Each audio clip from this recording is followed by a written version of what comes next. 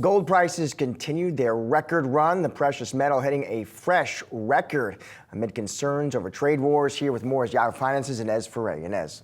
Yeah, Josh, and as you just mentioned, gold hitting new highs. We saw spot gold hitting new highs.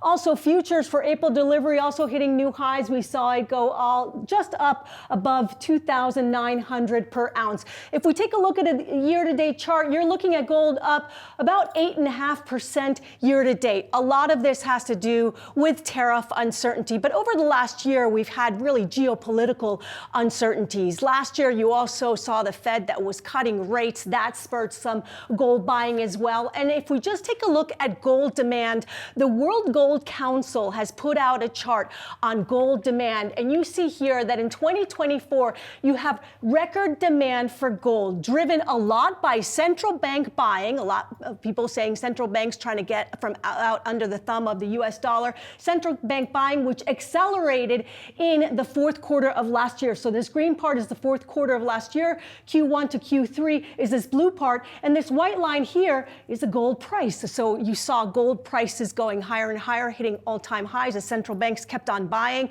And also you saw inflows into gold, physical gold-backed ETFs. So you saw also Western investors getting in on the action as the Fed was cutting rates. Will we see record demand for 2025?